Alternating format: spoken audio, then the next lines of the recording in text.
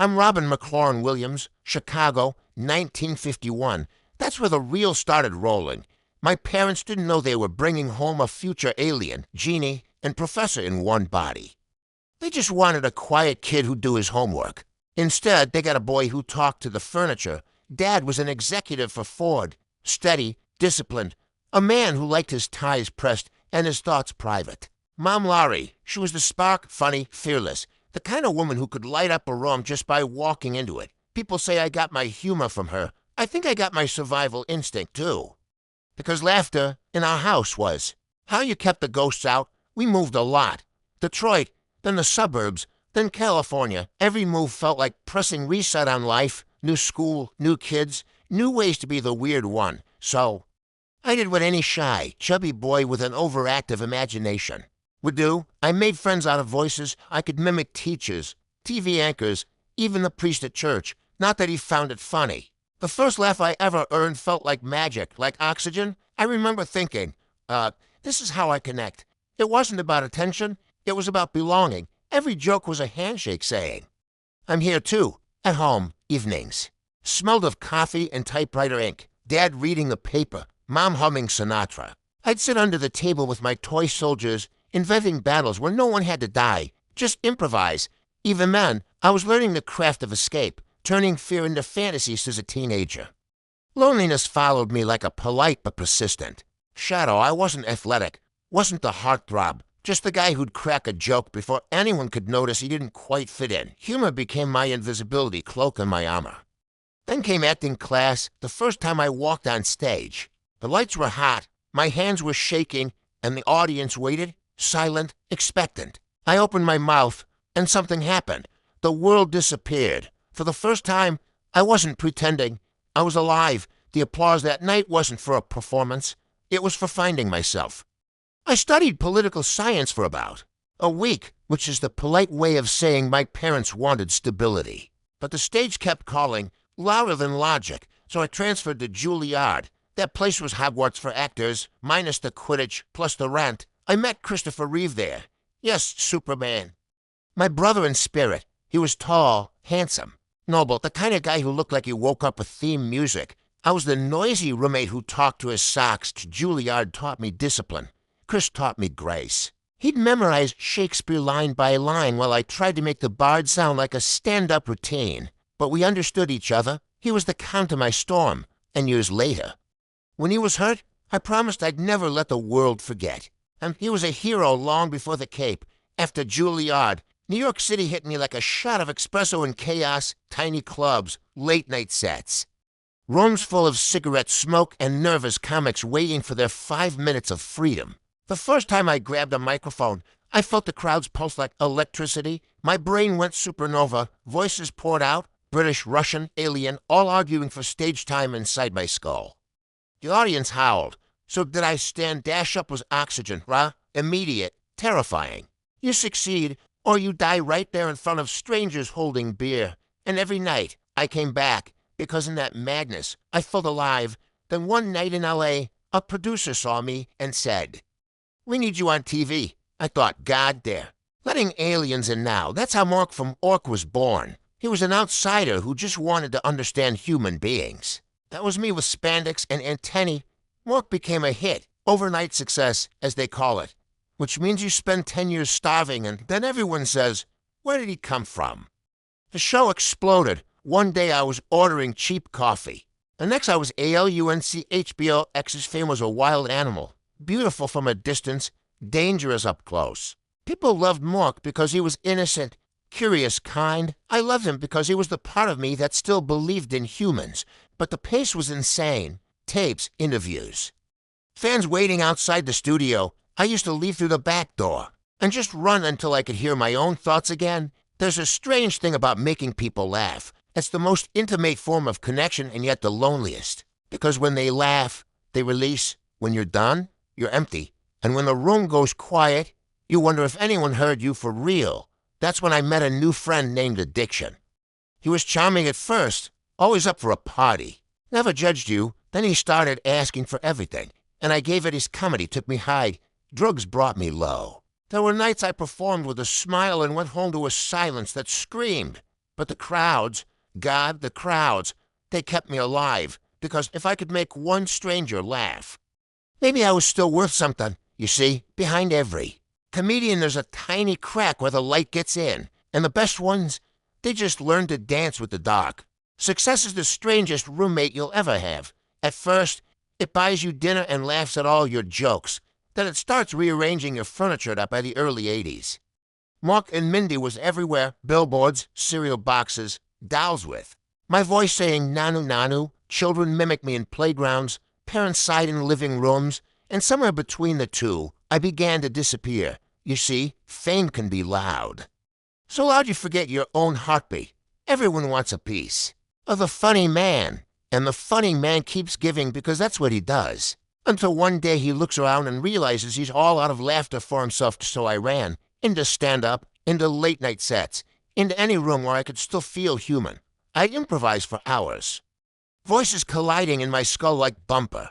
Cars, the audience would roar, and for a while, that roar filled the cracks inside me, so then Hollywood came knocking again. They said, "We love your chaos. Can you make it last 2 hours?" And I said, "Hold my espresso." The Silver's screamy first major film break was Popeye in 1980. Yes, the sailor with the spinach. It was absurd, exhausting, and wonderful. The perfect metaphor for my life. We sang, we sweated, we nearly drowned. The movie didn't break records, but it broke open a door. Behind it was the rest of my career. Then came The World According to Garp, a strange, tender, deeply human story. For the first time, people saw I could do more than make noise. They saw the quiet, the ache, the man behind the mirth. And then, Good Morning, Vietnam, Adrian Crown Hour, the wild-mouthed DJ who turned war into comedy and compassion. That film changed me. It showed me laughter wasn't just entertainment. It was rebellion. You could make people feel joy even when the world was on fire. That was power. And responsibilities after that. Scripts piled up like postcards from destiny. Each one whispered, "Try me." I said yes to most of them, because saying no still felt like failure. Dead Poets Society, finding my voice, a small film with a big heartbeat.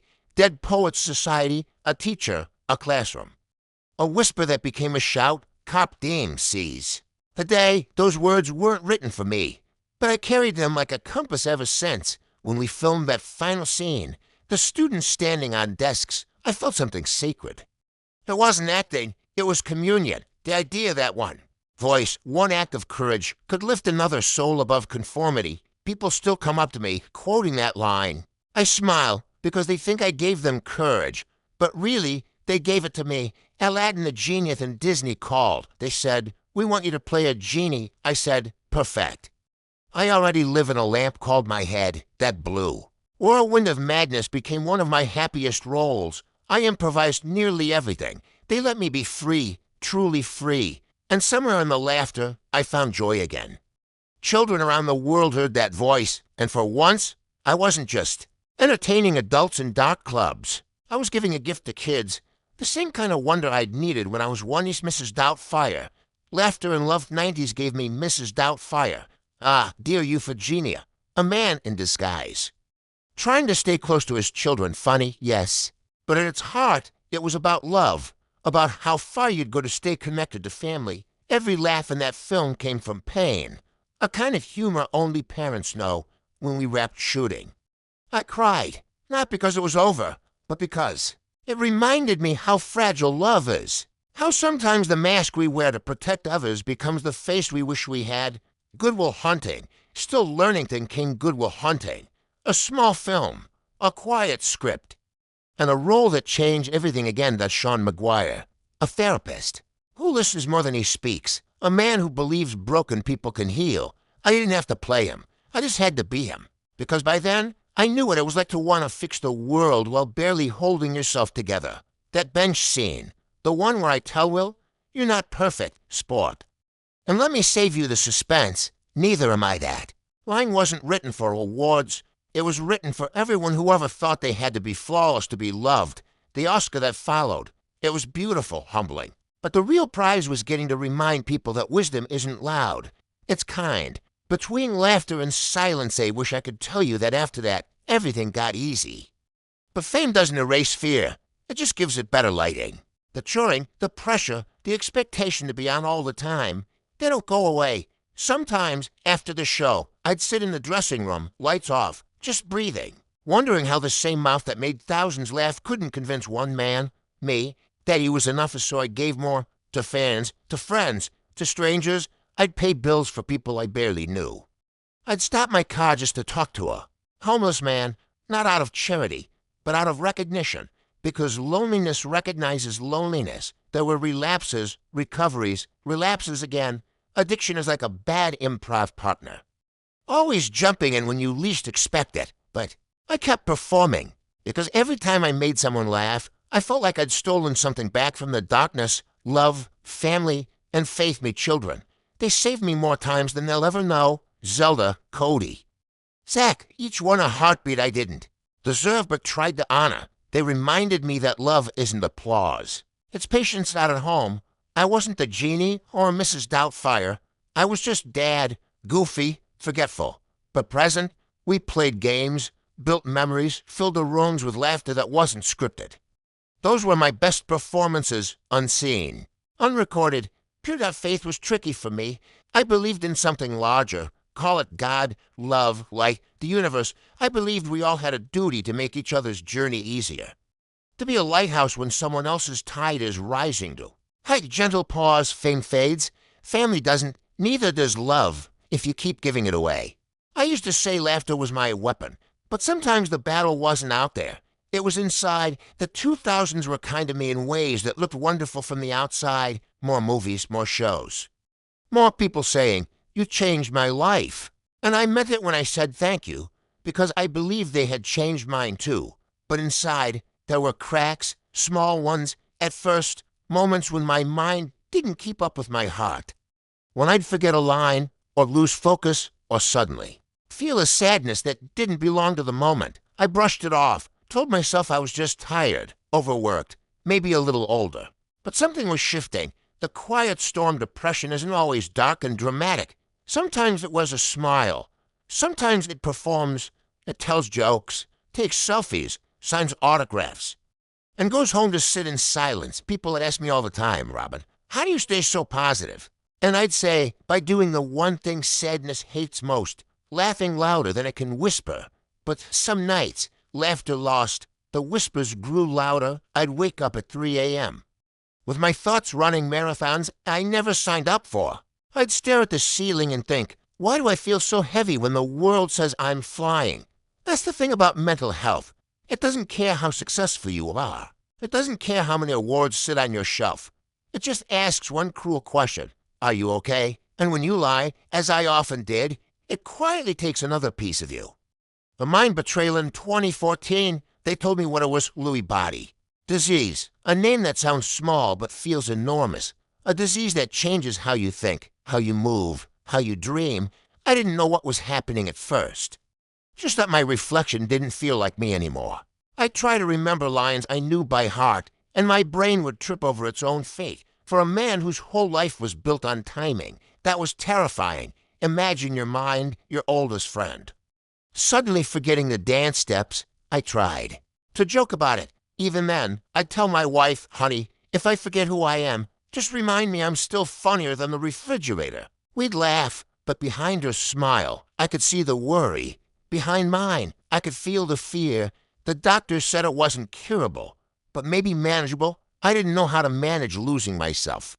A final bow August 2014, a quiet summer morning. In California, the kind of day that looked peaceful from the outside. I woke up early, made coffee, sat near the window. I watched the light on the trees and thought about how beautiful the world still was, how full of laughter it could be, even when mine had gone silent, that no one plans a goodbye, sometimes. A soul just grows tired that when people heard the news. They said, he was so happy, he made everyone laugh. How could this happen? But happiness isn't a wall you live behind. It's a wave you ride, and some days the tide just pulls harder than others. Please understand this, I didn't give up. I just ran out of fights, and if you're listening to this now, and you've ever felt the same, don't let the silence win. Reach out. Tell someone there's always another joke waiting, another sunrise, another chance to breathe. I promise legacy. And right when I left, something strange happened. the laughter didn't stop. It spread. Clips of my films filled the internet. People wrote letters, stories, art, not just about the comedian, but about how I made them feel seen. That's the real magic, not fame, not money, connection. A boy from Chicago got to make the world laugh, and the world laughed back. That's immortality enough?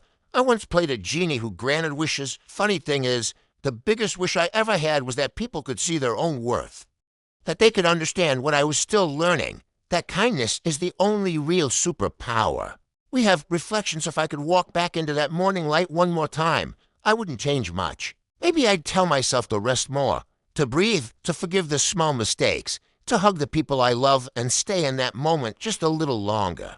But I wouldn't change the laughter, because laughter was my language of love. It's how I prayed. It's how I said thank you. And even now, if you listen closely, it's still echoing. The people I care. You think of Christopher Reeve often, my brother, my Superman, when he was hurt.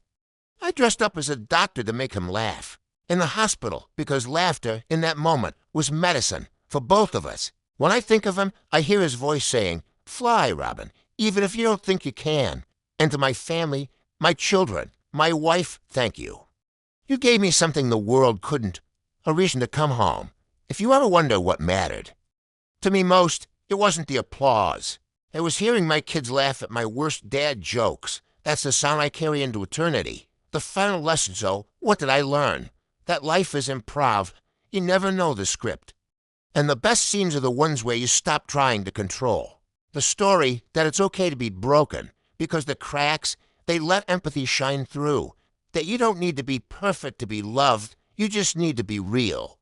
And that every time you make someone laugh, you remind them, and yourself, that joy still exists. Even in the dark closing words, if you're watching this, maybe you're going through something heavy. Maybe you feel invisible. I know that feeling. Here's what I want you to remember. You're not alone. Even when it feels like you are someone, somewhere is grateful you exist. Someone needs your weirdness, your laughter, your light. So please, stay. Stay and see how beautiful you can still become. Because laughter isn't the absence of pain.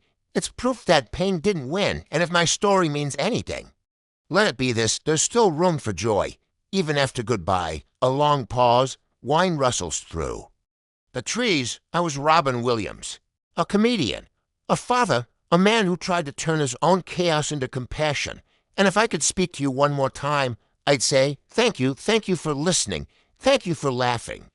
Thank you for letting me be human. I now go. Make them laugh, make them feel, make them remember you, not for what you did, but for how you made them smile. Music swells, the faint sound of laughter fades into the distance. Good morning, good evening, and good night, whichever part of the universe you're in, make it count.